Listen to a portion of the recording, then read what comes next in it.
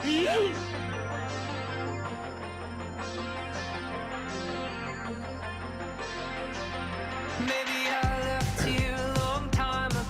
right, what's up, everybody? Good morning. Welcome to Simply Cyber's Daily Cyber Threat Brief Podcast, episode 411. Today is Wednesday, Worldwide Wednesday, July 19th, 2023.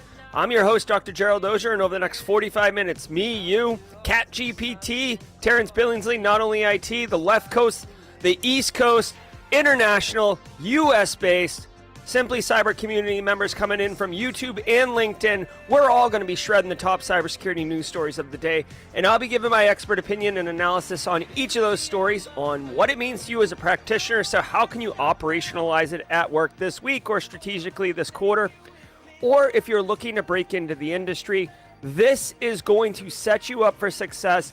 Believe me when I tell you, you absolutely will be asked in any cybersecurity job interview, how do you stay current? It's a guaranteed question. What we're doing here every single morning at 8 a.m. is a dynamite answer. You got to pay attention, though. It's not just letting it play in the background while you cook breakfast. You feel me? All right, super pumped. We've got a great show. It is Worldwide Wednesday, so before we dip into the news, we're going to see if we can tag every continent in the world. But before we get into that, let me give a shout out and a little love to the stream's sponsors, exclamation point sponsors in chat.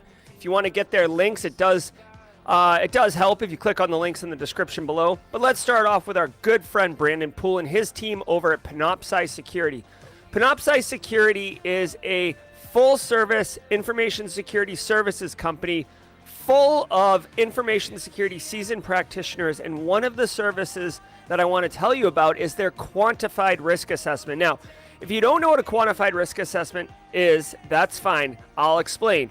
A Quantified risk assessment is a very involved process where they look at your people, process, and technology, your threat landscape, your industry, your business size, historical incidents at your business, and then they crunch it all together, they put it in the machine, and they grind out a report. Now, the report, this is where it's beautiful, will give you statistically sound, fact-based probabilities on the likelihood of suffering certain incidences. So what does that mean, Jerry? Basically, it's like having a crystal ball and being able to look at it and saying, hey, in 2024, you've got an 85% chance of having a ransomware incident. That seems pretty crappy. Do you want that? No. Well, here are some suggestions to reduce that risk in a cost-effective, meaningful way. My man, James McQuiggan, coming in hot, episode 411. It's the directory assistance episode of Simply Cyber. Coffee cup cheers and team live. I'm doing an interview on CNN today. Boom, baby. Did we just become best friends, James McQuiggan? Hell yeah. Dude, congratulations. CNN, that's sick. Send a link over. I'd love to see you and your beautiful smile, James. Dust in the airwaves at CNN. Congratulations and thanks for the super chat. Also want to say holla. Oh, hold on. Let me fix that. Can I move this? All right, I didn't realize my alert box got kind of janked up. Long story short, it was a mess. All right, so guys, hey, before Worldwide Wednesday, in addition to Panoptcy, let me tell you about Antisyphon training. Now, Antisyphon is the training arm of Black Hills Information Security. Black Hills Information Security is a dynamite, awesome information security services company. They also make a comic book, Bear vs. Bear, which I'm sporting the merch right now, boy. Love myself some Black Hills. Also, if you are follow me or connected with me on LinkedIn, I got my super exclusive holographic pin for completing the CTF that was in the Threat Hunter. This pin that it's talking about right here, this CTF that I accidentally stumbled into, got my prize for beating that. Super excited. Anyways, guys, here's the thing. Antisyphon training, they provide all sorts of different training, including a pay-what-you-can training. Do you see here where it says pay-what-you-can? Live training, cybersecurity training, pay-what-you-can. Pay-what-you-can is exactly what it sounds like. You pay what you can. So it's affordable for every single person because you literally pay what you can. Now, the next training coming up I want to show you guys is August 24th at 10 a.m. MITRE ATT&CK Framework and Tools by Carrie Roberts. This is a one-day training. I'm going to take this training, okay? I haven't scheduled it yet. I haven't registered, but I'm telling you right now, I'm going to take this training. I want to know more. I know about MITRE ATT&CK, but I want to know more about MITRE ATT&CK. So it's just this easy. So go, there's a link in the description below that I think is like a bit.ly link or something like that, so I can see how many people clicked on it. If you use that link, go to Antisyphon training, look at the upcoming training. We had people talking about PCI recently. I think it was Carrie. They have PCI training right here, pay what you can, introduction to PCI.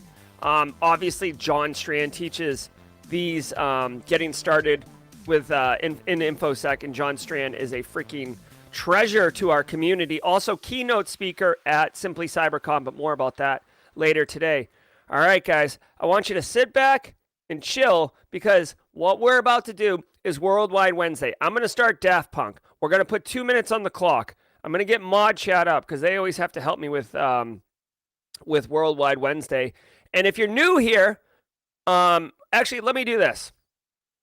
Each episode of the Daily Cyber Threat Briefing is worth half a CPE. So be sure to say what's up in chat.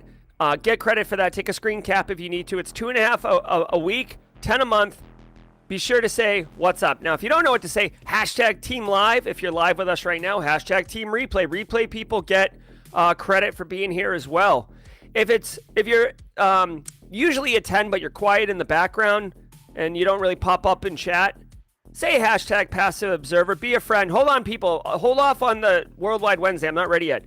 And finally, if it's your first time here, hashtag first timer in chat. Whether you're coming in on LinkedIn or YouTube, if it's your first time here, we love to welcome our first timers and show them what's going on. Dude, Simply Cyber is a very inclusive, very supportive, very welcoming community. So it's very important to me to make sure that if it's your first time here, that you are welcomed properly. So let us know in chat if you're a first timer, okay? All right, now, if it is your first time, you picked a heck of a day to join us, because right now we're about to go around the world, my friend. Let me get the music queued up. When I start the music, I'm going to ask you, tell me where you're at, and we are going to go big time. Here we go. I'm going to put 2 minutes, 30 seconds on the clock. Go. All right, where we at? Let's do it, people. Where you at? Where you at? Who's the first one in? What's up, Dama? First timer in chat. Love it. Beaumont, Texas. Carrie bringing the United States online. Nice job. New York's up in here. The Big Apple. My man. Big Connecticut. I see you, Connecticut. Looking good, Long Island. Strong Island. Pueblo, Colorado's in the house. Maine. All right. I love it. UK bringing on the Isles. Very nice. Zambia. Where's Zambia? I feel like Zambia's right there. Boom, baby. We brought Africa online. Illinois. India bringing the Asia continent up online. New Zealand. Thank you. Pacific Rim. Love it. St. Helens, UK's in the house. Plano, Texas. Columbus, England. I see you. The Philippines and a first timer. Thank you so much, Philippines, for bringing on more Pacific Rim. I love it. Spartanburg, South Carolina. Love the upstate Spartanburg, and hope you guys have recovered from that ransomware attack. Ontario, Canada coming online. What's up, Big Maple Leaf? I see you. Hey, Iowa, you corn husker. Turks and Caicos. I'll try to get Turks and Caicos, but that's really tiny on the map. All right, I'll do the DR for now, and I'm sorry, Turks Caicos. I'll do DR now, and we'll call that. San Diego coming online. Love the tacos in San Diego. Also love Boston Rob in San Diego. He's going to watch this on Team Replay. What's up, Schenectady, New York? Hey, Zimbabwe, I see you. Nice. Mods, keep it coming. Thank you. Australia, East Coast. I see you, Brisbane. I see you, Gold Coast. Billings, Montana. Bill X up in the house. Hey, Poland. I see you, Poland. Love it, love it, love it. Hey, Australia. ATL, I see you. All right, South Korea coming in strong. Boom, baby. We got any South America representation. We need some love, South America. Sweden. Oh, yeah. What's going on, Fjords? DR is in the house. Nice, Leonardo. I love it. What's up, Blue Crabs? All right, David Hawkins coming in here. Strong from Colorado. Sweden on the West Coast. I see you, Sweden. Waking up to your cyber news. You got it, LinkedIn Unknown. Come on, guys. We got 11 seconds. Can we get South America up on the map? Replay London. Hungary. All right, guys. We're We're going to count the ballots really quickly. Good job, everybody. That was a lot of fun. I know it's, Saudi Arabia's in the house. I know it's been a few weeks without Worldwide Wednesday. I did miss it. Colombia, Steve. Oh, you minx, Steve. Bring in the heat. We got it. We got it. Nice. All right, everybody. Worldwide, I meant to say, I'm sorry. I meant to say this. Worldwide Wednesday, we did it. Worldwide Wednesday is also presented by IT Pro TV, now IT Pro from ACI Learning, the international online training solution that professionals in audit, cybersecurity, and IT turn to for binge-worthy content. Use the promo code SimplyCyber30 to get 30% off your first month or first year. I actually pinned a comment that has the link and all the stuff there. So if you're interested, ACI Learning is phenomenal content. I'm actually making a course with it. Well, I'm maybe making a course with them in October because I love it so much. But anyways, thanks for sponsoring the Worldwide Wednesday segment. And more important to all of you, thanks for getting the Worldwide Wednesday. People still coming in. I see Ghana's in the house. Isn't Ghana like there? Yeah. And then Nepal, that's in between like China and Kyrgyzstan, isn't it? Nepal's hard to get on the map here. Okay, so I know Nepal's in here. We'll give Nepal some love. Indonesia, whew, it's a big one. All right, guys, solid. Germany, Colombia. Oh, Germany. See, the thing is, I gotta check the receipts. All right, guys. Love it, love it, love it. Matthew Webster, congratulations, your first time, and we went around the world. Thanks, everybody, so much. I do love Worldwide Wednesdays. It's really just my favorite. All right, now, y'all, do me a favor. Sit back, relax, and let's let the cool sounds of the hot news wash over all of us in an awesome wave. I'll see you all at the mid-roll. Let's get some news on. From the CISO series, it's cybersecurity headlines. It's Wednesday, July 19th, 2023.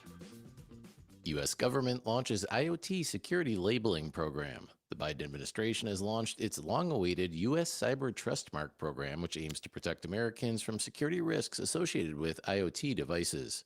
The criteria for the voluntary Energy Star influenced labeling system were established by NIST. So far, the standard calls for strong and unique default passwords, protections for data at rest and in transit, providing regular security updates, and having built-in incident detection capabilities. The Cyber Trust Mark labeling system will take the form of a distinct shield logo, which will appear on products that meet established cybersecurity criteria. The full list of standards are planned for completion by the end of 2023 and for launch in 2024. Okay, so I guess in my mind, better late than never. That's all I can say about this. Better late than never. For years, we've seen that little blue, like flying star that looks like the More You Know logo. That meant Energy Star, and it was supposed to mean that this thing was an energy efficient appliance, and you could save money on your bills. Okay, and that was kind of okay. But I got to tell you guys, I don't I don't know about you, but like when I'm shopping, I'm not like, oh, it doesn't have the Energy Star. No, I hard pass. Like I just assume that the Energy Star is there and I just didn't see it, right? Because it's usually like a little blue sticker. So I am pumped for this. I have been complaining to the hilltops for years, and many of us in the community have been complaining for years that IoT devices are natively insecure. They have default creds. Dude, the Mirai botnet, like that, I mean, it took on a lot of network devices, but like the Mirai botnet was so prolific because IoT devices have sucky security, all right? And it gets really into like market dynamics and, perverse vendor incentives. Like, why would they spend an extra $1,000 of, build time and go to market a day later if that extra day and $1,000 is the day that they're making the password secure and making it auto patch or whatever it's going to do, right? Just ship it to market, sell it, make cashish, straight cash, homie, and let the consumer worry about it. Maybe put it in the owner's manual. Make sure you change your password, right? So that is the perverse vendor incentive. They're not incentivized to secure it, okay? Because it costs money and time and they're losing market. So by doing this labeling program and having a blue shield on it, now you're going to start to basically shame companies that don't put in the time, energy, and resources to secure the device to some level of standard that NIST is implementing. I love this. I love this. Okay. The only thing I hope, like, what's going to hinge on this is how strong we as a society, like, demand that logo, right? So are you going to, is a vendor going to feel motivated to spend the money to get that logo because they feel that they're losing, people aren't buying their product if it doesn't have the logo? Is it shame if they don't have it on there? You know what I'm saying? So, like, that's the only way it's going to work. But I would imagine some of the bigger IoT vendors out there, like your like big ones like Samsung, Linksys, Asus, like Google, like all Ring, Amazon, right? All the big ones. I think that they will natively take on this labeling system because, frankly, their stuff's pretty well set up already. So they probably just get the label for free. So if we can push that, it's going to be great. And hopefully we can now educate our end users in one mass email. Hey, what's up, friends? I want to let you know how to protect yourself. Look for this freaking logo on any product you buy. Oh my gosh, James McQuiggan is talking about the IoT labeling system.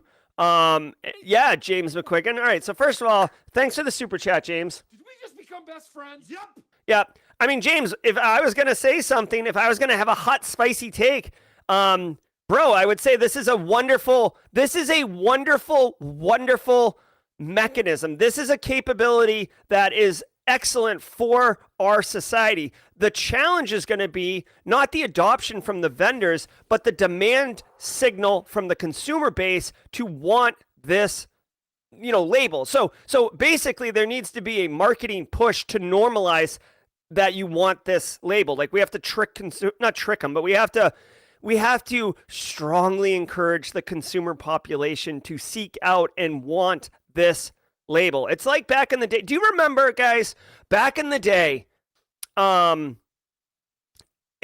websites weren't always encrypted, right? Like, Let's Encrypt did a lot of work, but like for the, like, you youngs, like 99% of the internet's encrypted. But back in the day, before I had gray hair in my beard, it was like a Wild West. Like, maybe it was encrypted, maybe it wasn't. Who knows, right? And we were training end users to look for the stupid lock in the URL bar. This labeling system is the same thing. It's going to take education. It's going to take normalization. And it's going to take a little bit of time to get adopted. But once we begin to, want that and make it splashy on the box cover, now NIST compliant with IoT security, right? Like, slap a NIST label on it. Who doesn't love some NIST, right? That's what I would say about that. Also, quick shout out, because I was talking to Zach Hill yesterday. TCM, Cyber Mentor, TCM Academy, and TCM Pen Testing Services. They are a sponsor of the IoT Village at DEF CON this year. So definitely check out, if IoT is your jam, go check out IoT Village at DEF CON. I will definitely be there for a few minutes high-fiving. I plan on spending the majority of my time at Red Team Village this year. All right. Renewable technologies could pose risk to U.S. electric grid. At a congressional hearing on Tuesday, former Assistant Secretary of Defense Paul Stockton warned that inverters that underpin solar and wind energy storage systems present potential hacking risks. Inverters convert direct current, or DC electricity generated by solar panels, to alternating currents, or AC, used by the electric grid. Stockton said inverters are a major point of weakness since the equipment is digitally native and because China is a major manufacturer of those devices. While inverters currently only account for roughly 14% of total electricity generation, the threat vector is expected to expand in the coming years. Stockton said securing inverters presents an opportunity to transition to stronger resilience strategy and to defend the grid. Oh my God. Okay. I mean, this is like a tailor-made, like, hey, like, somebody call Kiefer Sutherland right now. Like, I've got the plot line for the next season of 24 right here. Okay, so this thing is riddled with political undertones, right? So there's like a big, and this isn't a political show, but like, this is like US and China and, climate change and dependency on legacy energy technologies like coal and nuclear, and looking at renewable technologies like solar and wind, right? It's like this is like totally bundled up with like every kind of hot. I mean, what's the only thing missing here is like like Planned Parenthood is somehow wrapped into this thing. Okay, so let's just look at this objectively really quickly. What they're saying here is that as we transition, which by the way, we're in desperate need of, as we transition from traditional energy into renewable energy, or at least introduce renewable energy as a piece of the pie on how we deliver energy to the United States. And again, this is US based. I know we just went around the world, so maybe this is falling on deaf ears. But what they're saying is the technologies that are required to make that power come from a wind turbine and go into our grid, those technologies are being made by China, and that there is a risk that China would be introducing some type of backdoor or some type of compromisable, exploitable vulnerability that could at some point in one swift, finale of the 24, well, not like mid-season finale of 24, shuts them all down, and, the U.S. blacks out basically, or browns out. That's what's going on here. All I would say is, for something as sensitive as inverters and renewable technology, energy is definitely identified as one of the 18, I believe, or 16 critical infrastructure sectors. So anything like an inverter, like, dude, we have labs. We can stick them in a lab. We can test it and look for, vulnerabilities and stuff like that. So there are ways. It's not like we're just going to go down to Best Buy, buy a pallet of inverters and plug them in and see what happens, right? We're not end user consumers. We are a nation, and we have supply chain standards, right? So there's that. That's what they're talking about here. We'll see. This is. I'm not saying it's a bridge too far, because I mean it really is a reality. This really could happen, but it just seems. It just seems so Hollywood, But you know what? I guess sometimes truth is stranger than fiction, so stay tuned for that. U.S. blacklists 2 spyware firms run by Israeli former general. On Tuesday, the U.S. government added 2 Europe-based hacking firms, Intellexa and Citrix, to its blacklist. The 2 firms are controlled by Tal Dillian, an Israeli former general, to the Commerce Department. Both companies are at the center of a political scandal in Greece, where government officials have been accused of using their hacking tools against journalists and political opponents. American companies are largely prohibited from doing business with blacklisted firms in order to prevent their operations from leveraging U.S. tech. Dillian was forced to retire from Israeli forces in 2003 upon suspicions of being involved in funds mismanagement. All right. So I guess all I'll say is it doesn't matter if you're Israeli, Polish, United States, or American, Mexican, is Colombian, Antarctican, if you're somehow born there. Some humans are inherently good, some humans are inherently bad, many are kind of in the middle in this gray area. So what they're saying here is 2 more firms, and it's really because of the people behind the firms, are added to a U.S. blacklist. A U.S. blacklist is basically companies that you can't do business with. If you do business with them, you also get in trouble. And it's a way to influence national power through like economic suppression, right? Like if you're not allowed to sell your product to the United States, which is one of the largest, wealthiest companies in the world, countries in the world, that hurts your business, right? So that's what this blacklist is for. Now, I'm with them on this one. The software is called Predator. I've never heard of it before, but it's basically like Pegasus from NSO Group, if you remember them. Basically, I don't know if Predator's a no-click malware, but basically you could send it to someone, it gets on their phone, they don't have to really do anything, and they're instantly infected. They're instantly infected, and now you can read their emails, look at their pictures, listen to their phone calls, turn on their camera, turn on their microphone, listening device. I mean, it's a fully packaged surveillance tool, right?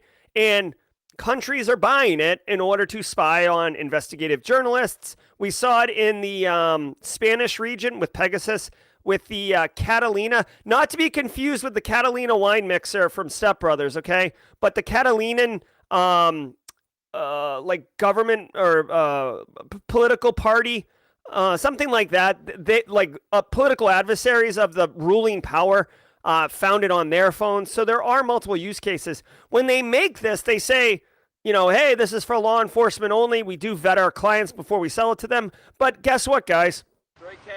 If you read Nicole Pelroth's book, this is how they tell me the world ends. If you think about it for a hot second, if you have a piece of software that you can sell for $1 million, and you're like, I'm only going to sell it to law enforcement, and then you sell it to, like, I don't know, say 6 law enforcement firms, and you're like, yeah, $6 million, high fives. We're going and getting tacos and sitting on a beach in Bali. But then, you know, a country comes up to you and says, we'll give you $20 million, but you can't ask us how we're going to use it.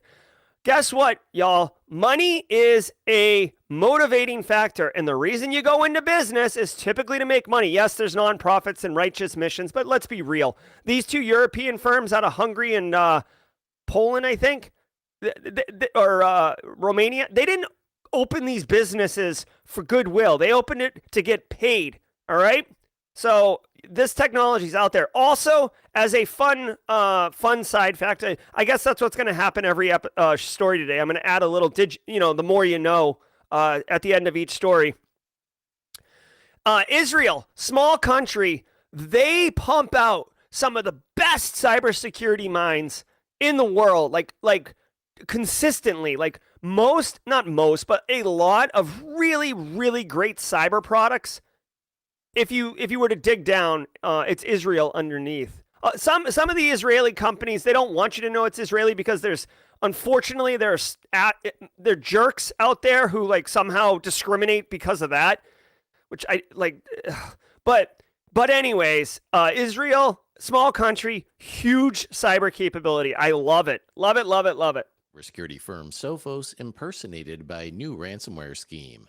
On Monday, researchers discovered a ransomware as a service operation called Sophos Encrypt, leveraging the name of the well-known cybersecurity vendor. The ransomware changes the Windows desktop with new wallpaper boldly displaying the Sophos brand. The ransomware was initially thought to be part of a red team exercise by Sophos, but the firm's XOps team tweeted they did not create the encryptor and that they are investigating the matter. Sophos Encrypt's C2 servers have been linked to Cobalt Strike servers used in previous attacks. Recent submissions from infected victims indicate that Sophos Encrypt is active, and researchers are analyzing the malware for weaknesses that could help decrypt victim files for free.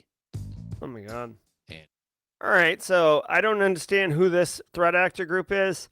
So Sophos is a well-known, they've been around for like 30 years, anti-malware company. Personally, I think their product is not awesome. That's just my experience. I've used it in the past. I'm not... When I open the fridge on a Friday after or Saturday after mowing the lawn, I'm not reaching for a Sophos if you're picking up what I'm putting down, okay? Whoever this threat actor is that developed a ransomware strain and named it Sophos, I don't know if they had like a bad experience with Sophos or they're just trying to do it to muddy the waters and make it more difficult for the victims. But yeah, I mean, there's not much to this story. It's a new ransomware variant. It's a ransomware as a service model. It encrypts your stuff just like every other ransomware does. They charge money just like every other ransomware does. And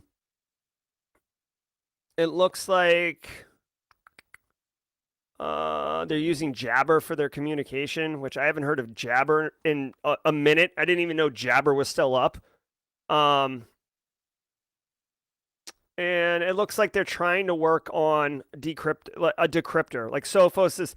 Here's the thing. By naming it Sophos, you're basically poking the bear of a well-funded EDR company.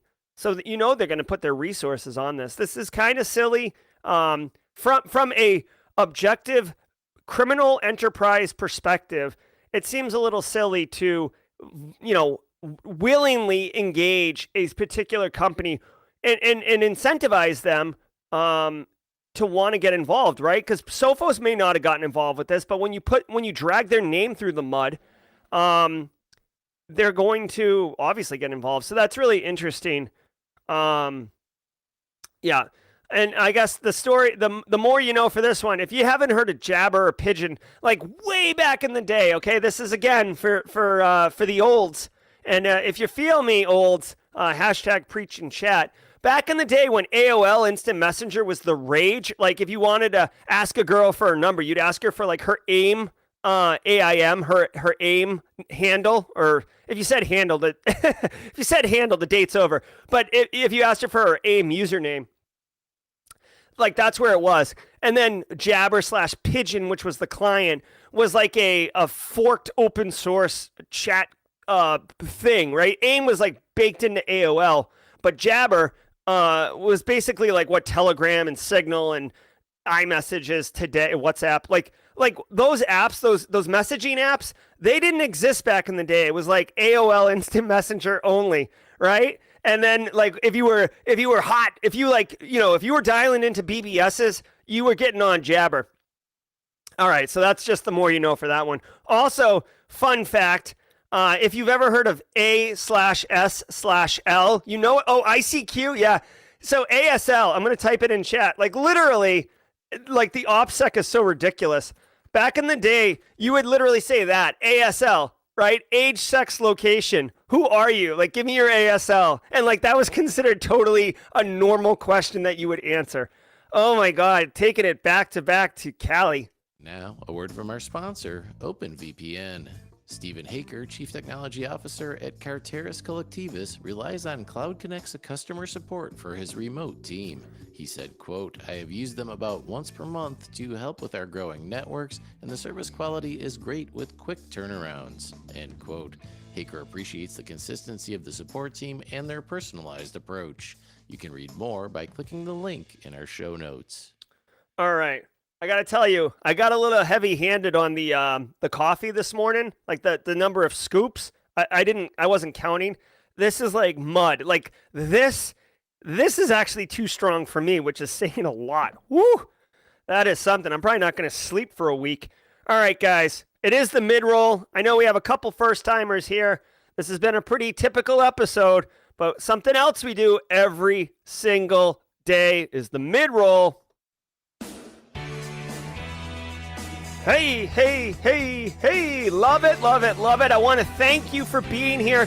If you're getting value, if you understood what ASL was, do me a favor, hit the like button. It goes a wicked long way to helping other people find the channel. It's not about this episode. It's not about me and metrics and all that. It's literally triggering the YouTube algorithm to tell people looking for cybersecurity.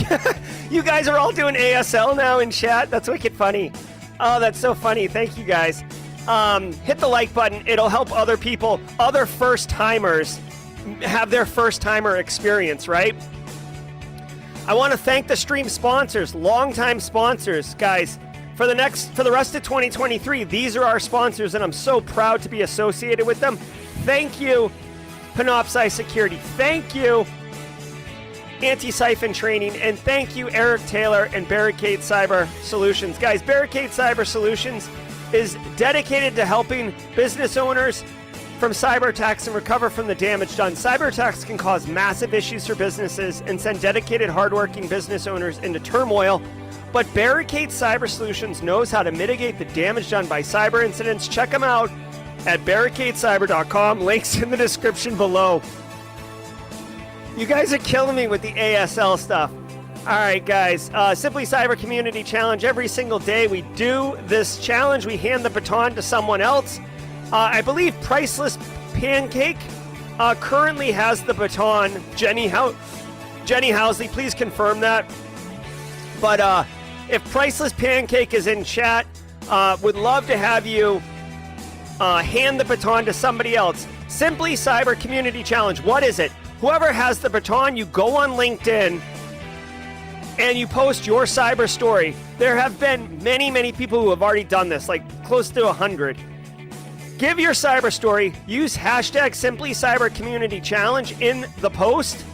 And then everybody else in chat, go connect with that person's post. Go back and connect with the people who have already posted. You can search on the Simply Cyber Community Challenge hashtag. And when you do that,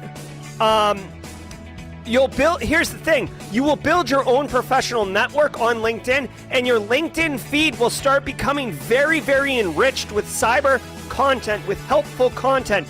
The vibe and the culture of the Simply Cyber community will infect your LinkedIn feed, and you will have a much richer experience, a much more enjoyable professional network. And guys, spoiler alert, networking is so unbelievably valuable. I can't overstate it. It is so valuable. So get involved with the Simply Cyber Community Challenge today. You will definitely, you would definitely appreciate, it will deliver value to you. Now, if we don't have someone who wants the baton, I do have somebody who is Team Replay that has reached out to me. Oh, Billy DP. Okay, I love it. I got a Team Replay person who wants the baton at some point, so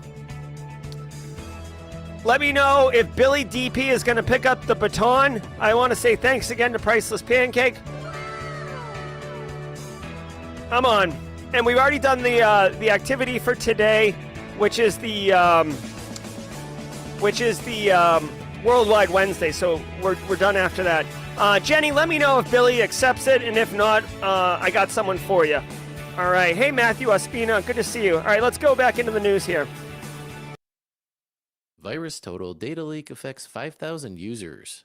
VirusTotal, the Google-owned online service used to detect malicious files and URLs, has experienced a data leak exposing the data of 5,600 of its users. The leaked data includes names and email addresses of employees from US and German intelligence agencies, official bodies of the Netherlands, Taiwan, and Great Britain, as well as BMW and Mercedes-Benz. While passwords remain concealed, the leaked info equips threat actors with prime info to launch spear phishing attacks against affected individuals. Google acknowledged the data leak and indicated it was caused unintentionally by a Google employee. That's it right there. Freaking Carl. All right. So a couple of things here. One, I had no idea VirusTotal was owned by Google. Did we know that? Did anyone else know that? If you don't know what VirusTotal is, it is worth knowing. As a practitioner, everybody should know this. Very simple, virustotal.com. You can upload a file. You can put a URL. So say you get some sus URL in a email, you could put it there. And you could search for hashes and stuff like that. Okay? VirusTotal, I posted this online the other day. VirusTotal is not incident response. So if you put a URL in here, like, hold on, I'm going to put simplycyber.io, my website, right? It's going to come back clean, okay? Now, I assure you, simplycyber.io is not a malicious website. But a couple things to point out. One, across all these engines, you can see how it's unrated for some of these. So you don't know. But it is possible for simplycyber.io or whatever website to have malvertising on the website. So VirusTotal is going to come back clean for that website. But if you go to it, not simplycyber.io, like a different website, right?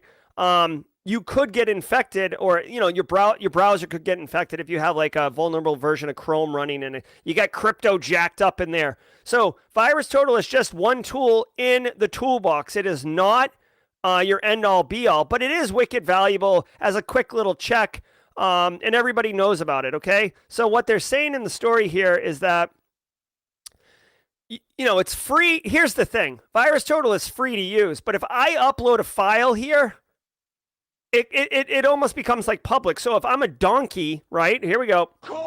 If I'm a donkey and I upload like BSEC sends me a spreadsheet. He's like, Jerry, here are all the passwords to the routers in our Dallas location. And I'm like, oh my God, BSEC put a typo in this email. It could be malicious. Let me throw this spreadsheet up into VirusTotal to validate it. I've just basically made that public domain, okay? Because I'm not paying for VirusTotal. So you've got to be careful with what you stick in these things. Any.run is another one that I love, but you got to be careful, okay? Unfortunately, for the people who pay and do want some of that anonymity, some Google engineer clicked on the wrong thing, or on Friday, they were trying to get out because they had like a hot date to hit up, or they were going to go catch the new Barbie movie. Yeah, I went with Barbie, not Oppenheimer. They're going to go see the new Barbie movie, and they just made a mistake, okay? But mistakes have real impact because now individuals at BMW and other mainstream companies, it's known that they use VirusTotal and what they were doing. So now you can couple that into some type of social engineering spear phishing attack. The impact is kind of low. I feel like if you're the FBI, you've got to be a clown baby if you fall for, like, I don't know. I don't know. I think the story is more about VirusTotal having a leak because VirusTotal is well known in the community. I think the impact isn't super high. You can educate your end users. New critical Citrix flaw exploited as 0-day. On Tuesday, Citrix issued fixes for a critical severity vulnerability in NetScaler ADC and NetScaler Gateway that has exploits in the wild, along with 2 other bugs. If a vulnerable appliance is configured as a gateway or as an authentication virtual server, an attacker can exploit the flaw to execute code remotely without authentication. There is speculation that the bug is linked to the Citrix ADC 0-day that was advertised on a hacker forum earlier this month. Oh, Jesus. Hold on. I hit the wrong button on Spotify. Sorry about that. Okay. So Citrix, if you're running Citrix NetScaler application delivery controller and gateway in your environment, they're actively being exploited. So this might even have, so this has a CVS score of 9.8. You can see right here. I'm kind of curious. This might have gotten bumped up to 10. CVE not found. Really? Bruh. Let's do this. Hold on one second. Active exploitation typically means it gets bumped to 10, right? Because that's the worst, and active exploitation is not good. Naughty, naughty, naughty. Why is it not found in NIST CVE? Stand by. Researching. Enhance. See, the thing is, again, this is Tenable, which is a vulnerability scanner. They're saying 9.8, but I feel like this data is out of date. Like, NIST, this is where you would really find it. Maybe they took it down to update. But mark my words, this is a 10 now. Okay, it says 9.8. I think this is an old score, and it got bumped to 10. Active exploitation in the wild typically means that a 9.8 becomes a 10. It's code injection. NetScalers can be internet facing. It's not uncommon. The gateway, it's a VPN virtual server, so where people terminate. This is not good. I guess I'd almost say I'm not a Citrix expert, but since this controls authentication, authorization, internet facing, it has a code injection vulnerability. It can result in unauthenticated RCE, which is the worst. Unauthenticated RCE is those words you don't want to hear about a vulnerability in an appliance you're running that's internet facing. I would argue, and BSEC, you're a resident network engineer. I would argue if you're running any of these in your environment right now, you should pause the stream and get with your networking team ASAP and get this resolved. You can use Shodan to find these devices. Active exploitation's happening, which means there's a working version of an exploit out there. They mentioned it's on a hacking forum, which means a lot of threat actors are going to have access to it. This is a real issue. You should absolutely deal with this. Decrash, when you say the CVE goes to 11, I hope you're making like a Spinal Tap joke. Because if it is a Spinal Tap joke, that's wicked funny. But yeah, exactly. So BSEC is saying in mod chat that you need to go John Taffer on this and shut it down. Shut the whole thing down. Shut the job site down. Nobody's going home until this sucker is patched. All right. Google Cloud Build could lead to supply chain attacks. It's been revealed that researchers discovered a design flaw in the Google Cloud Build service that could allow attackers to escalate privileges and gain unauthorized access to Google Artifact Registry code repositories. Dubbed Bad Build, the flaw could enable threat actors to impersonate the service account for the Cloud Build managed CI/CD service to run API calls and inject builds with malicious code. The flaw was reported by researchers through Google's Vulnerability Rewards program, and Google says it's fixed the issue last month. However, researchers claim the fix limits privilege escalation but doesn't fully resolve the risk of supply chain attacks. Customers should apply least privilege to the default Google Cloud Build account and monitor its activity. All right, I love this Spinal Tap joke. And for those who don't know, well, I'll let chat say it. Okay, so here is a real vulnerability. This one, you know how like when you bake a cake, you can't pull the sugar out of the cake once you bake it? Like the cake transforms, right? From the raw ingredients to the final product. This is very similar. Here's the thing. I don't use Google Cloud much. I am experimenting with Docker containers. But here's the deal. It appears to me that cybersecurity researchers have uncovered this privilege escalation vulnerability that allows you to create a Google Cloud image, right? Or like a system, right? So like the Kali build, right? A Docker image. So you go in and instead of like spinning up a raw machine and configuring it and installing applications, there's pre-built ones, okay? This is part of the power of the internet. These pre-built ones. I do it in AWS all the time with like Kali boxes or Ubuntu boxes, okay? Somebody has discovered that you can basically fork the image, which is normal behavior, fork the image, but somehow get additional privileges to install malware on the image, right? So now you've got the image that everybody thinks, and you put malware in it, and then you repost it back in place of the existing one. So now Google is effectively serving up infected operating systems. That's what I'm getting out of this story. The fact that this has already been made well aware and is published, and Google is a Fortune 3 company with, serious money. They own Mandiant, right? So they take security seriously. They also take money seriously. Great cash, homie. They're definitely already addressing this, if not already addressed this, and this is more of a post-mortem. If you do run one of these modified, if you're running one of these instances, I'm sure they've made you aware that you're running an infected build, and to get that fixed, I'm just looking here. This is clearly a Linux box. They're just showing some interesting.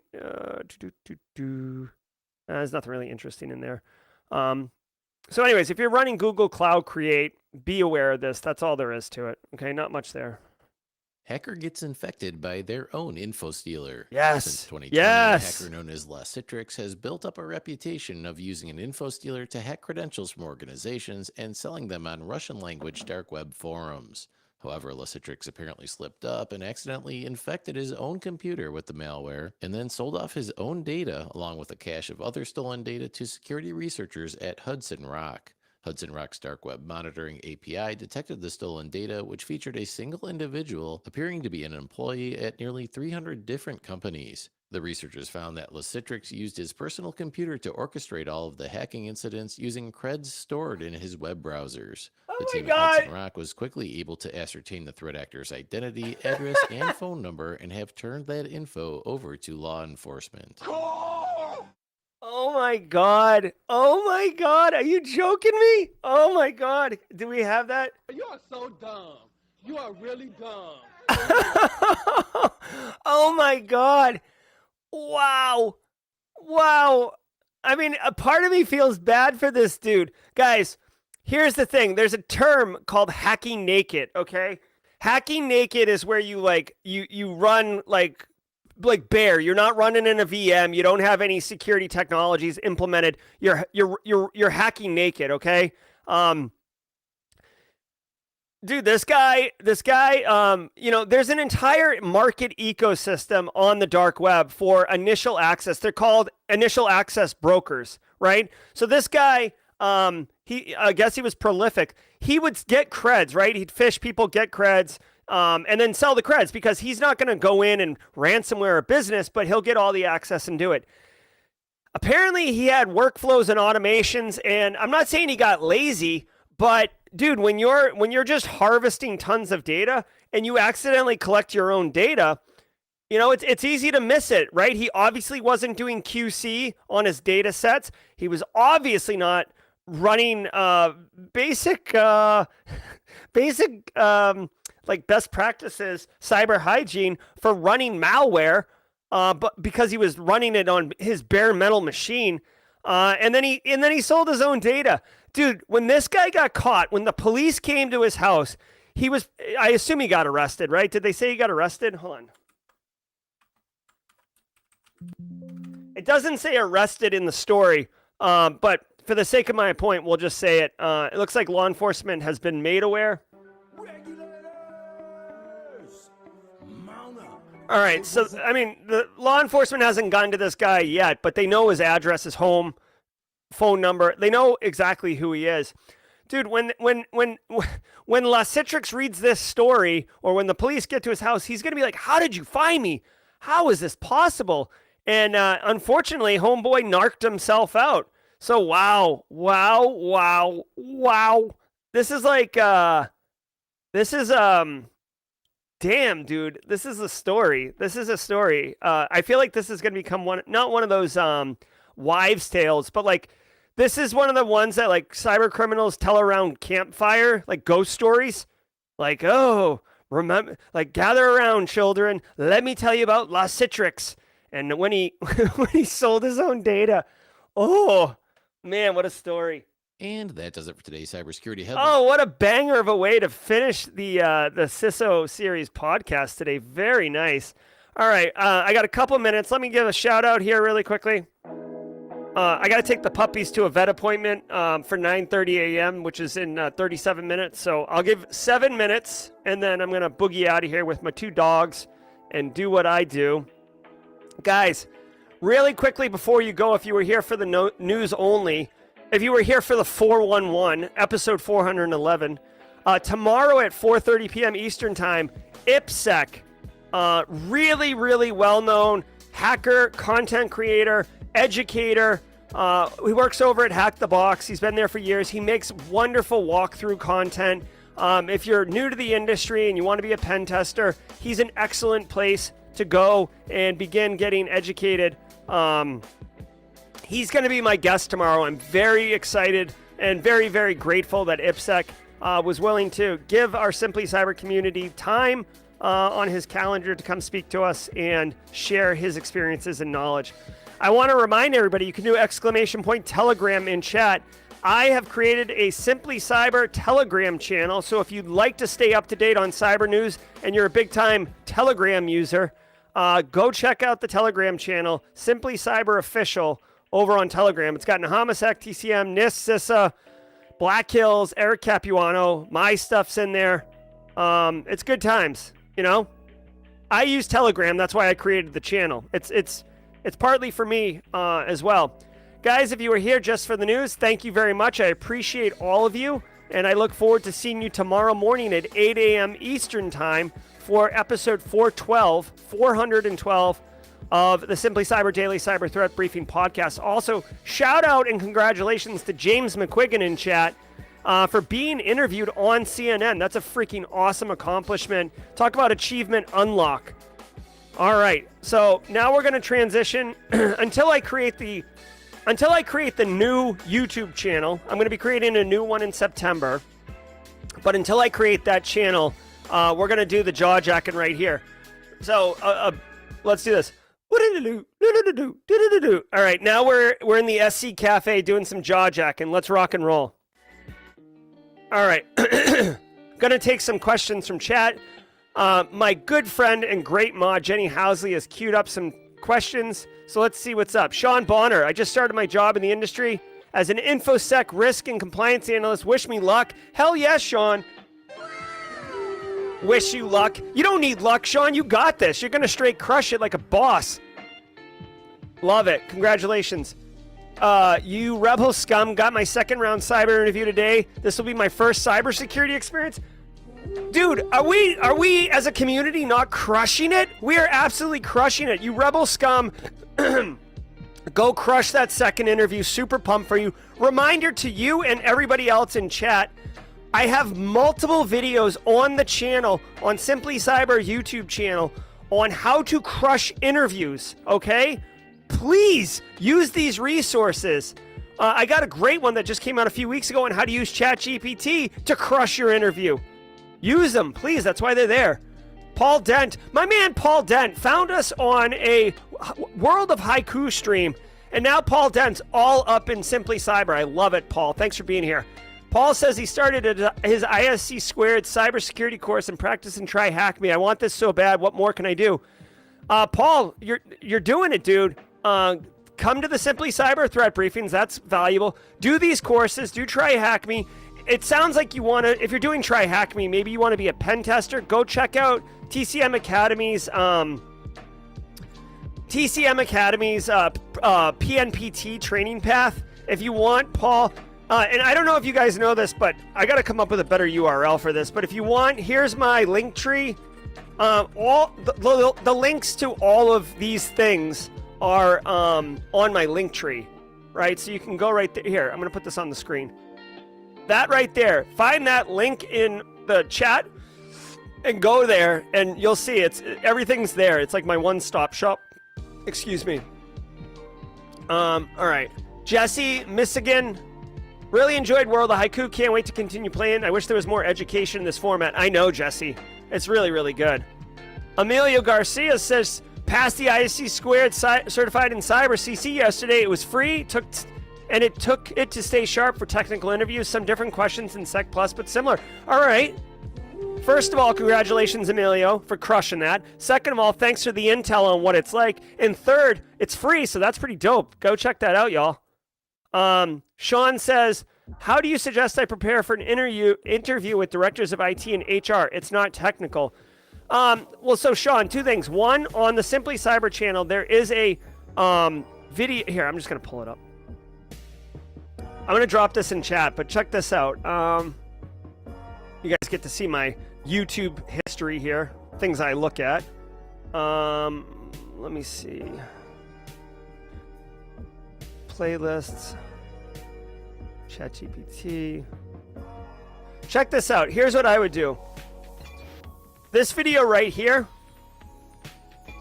Okay, this video right here. Oh, thanks. Somebody just liked it. Like literally as I clicked in, somebody liked it. So Sean and chat, check this video out. Crush an interview.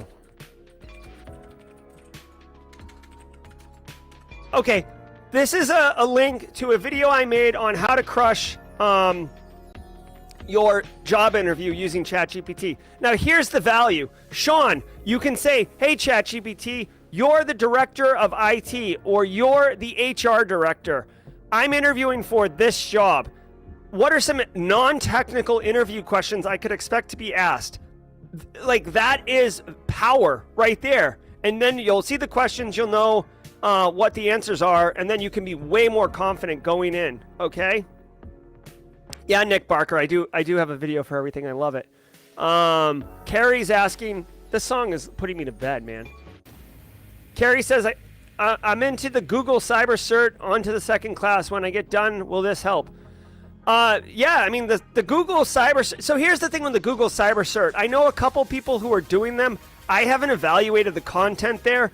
I do know, for what it's worth, I do know that college that I'm working with, and this is like a bit of a... I'm not going to back brief this, but if you've been part of the community for a while, you know what I'm talking about. The college I've been working with, they were using the Google Cybersecurity Certificate curriculum, and they're working with me for my Cyber 101 course to replace that curriculum. So again, I can't say one way or the other whether it's good or not because I haven't evaluated it. Google typically makes great content. Google takes cyber seriously, as I mentioned earlier. But my content is going to replace that for this college. So there's that. I'll tell you what, Carrie, it can't hurt. Believe that. Ken Forte, this may have been asked. I'm nearing the finale in my CS bachelor's, Sec Plus or CISA or other. All right, Ken. Here's what I would say. I would say Sec Plus because Security Plus is like every HR is asking for it. It's almost, it's not a requirement, but basically it's a requirement. CYSA Plus is more if you want to be a SOC analyst or blue team defender. It doesn't hurt to have it, but you're going to see it less required. Now, I would ask somebody like Stacy Loki, Jess Bishop, Tom Pike, people who are working in larger MSSPs in chat who are SecOps. Do you see your employer asking for the CYSA Plus? I'd be curious, because if anybody's going to be asking for it, an MSSP is the one that would be asking about it. Let me see here. Last one. And Jenny, no more. Like, this is I got 2 more and that's it. And then I got to go take my dogs to the vet. Chad Green says, do you know anyone in the industry who does everything from scratch, or is it all third-party libraries for everything? No, Chad. I mean, here's the deal. Like, why, what's a good example? Like, in our industry, there's a lot of information. There's a lot of knowledge. There's a lot going on. And one thing that we don't have a lot of is time. So if you can leverage other people's work and build on top of it, move faster, be agile, etc., you're going to do that. So yeah, a lot of, GitHub code, a lot of Stack Overflow, copy and paste. I mean, there's a joke why people who are true software developers know damn well, like if you pop the hood, there's a lot of duct tape, there's a lot of like toothpicks in there. There's a lot of things kind of like stuck together, even though the front end looks all slick and hot. So, yeah, no, most people don't do things from scratch. The only thing I've seen someone do from scratch, and it's so stupid because literally, You are so dumb. You are really dumb. it's usually the smartest person in the room. The only thing I've ever seen someone do from scratch is write their own encryption algorithm, which is dumb because those aren't secure. Anyways, final question from Samantha S. Want a Sec Plus voucher? Now time to schedule. How long should I give myself? 6 weeks or longer? All right, so Samantha, depending on your experience and background, 6 weeks is probably pretty good. I would say absolutely schedule it. This is a personal thing, not I haven't done any research to validate this. But if you do not set a date, you will always continue to push it off, right? And maybe this is resonating with you listening to me. If you don't set a date, you're like, oh, I'm going to take it in next month, right? If you set a date and say, listen, on September 3rd, I'm taking this, guess what? September 3rd will come and you will take it. And you'll probably take the preparation for it a lot more seriously because you're like, oh, crap, I haven't really done anything and it's 2 weeks away. I better get my butt in gear. So anyways, 6 weeks and a perfect segue, Samantha S. Jesse Johnson, who's in chat right now, has actually set up a Security Plus study group on the Simply Cyber Discord server. So Samantha, hop on the server. Under Chat and Chill 2.0 category, about halfway down, there is a Sec Plus study group channel. Jesse's running it. Jesse, if you can connect with Samantha S. To help her get in there. But you can use that group to help you study over those next 6 weeks. I wish you the very best on your Security Plus studying, and obviously when you get it, I want to high five you either virtually or if I see you in Vegas, solid high five. All right, guys, I got to get out of here, get my dogs to the vet. It's just annual shots and checkups and stuff like that. So nothing to worry about with the puppers. But I will, if you guys do want, come here, hold on 1 second.